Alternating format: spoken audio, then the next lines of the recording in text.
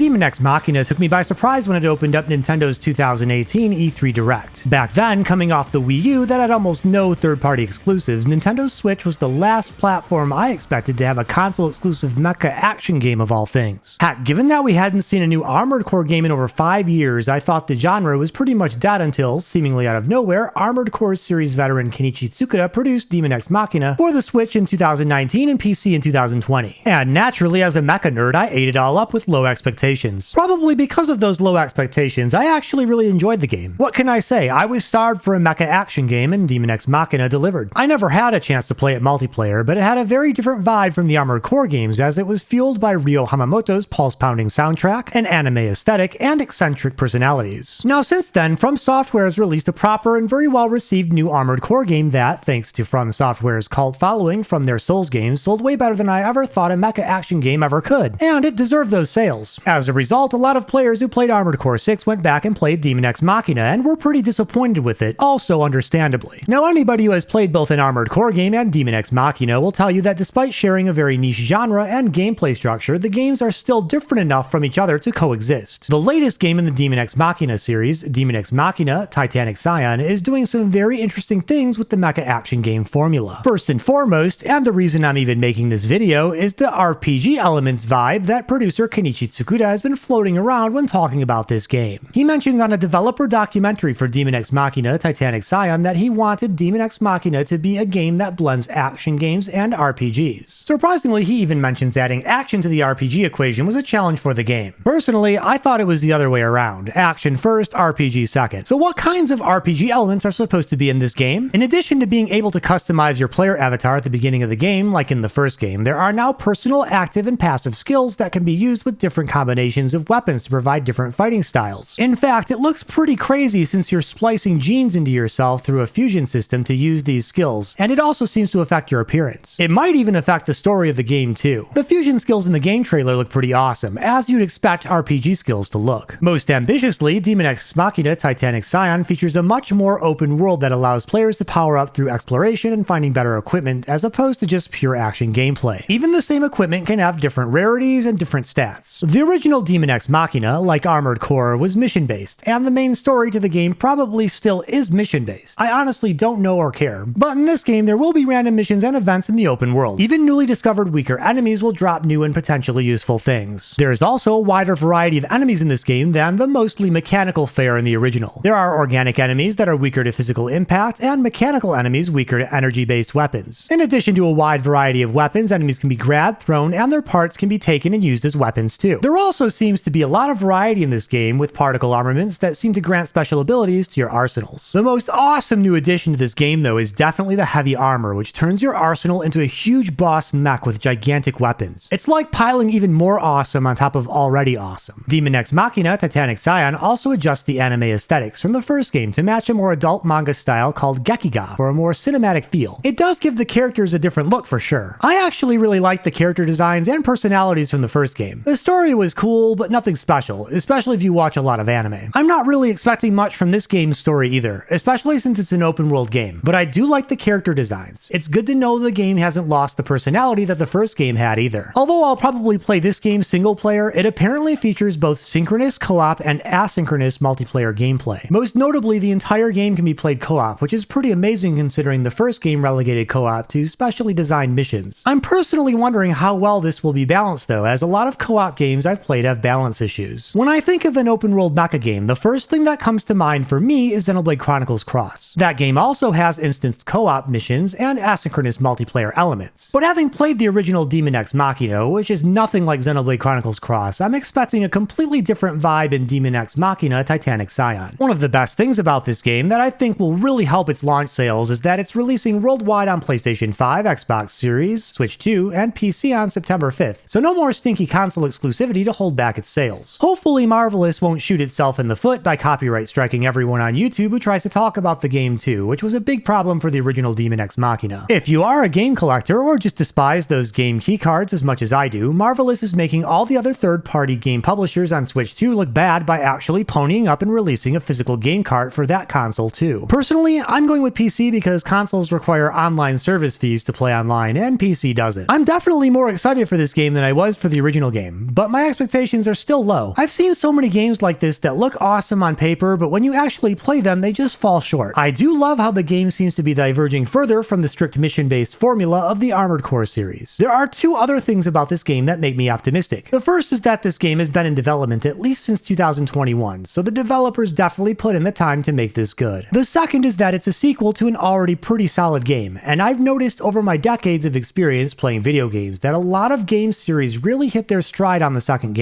Daemon X Machina, Titanic Scion also shouldn't have the hardware limitations it had releasing as a Switch console exclusive either, since it's releasing multi-platform now. Only time will tell if this game turns into something really special this year for me after I've played it. Thank you for watching, and I'll see you next time.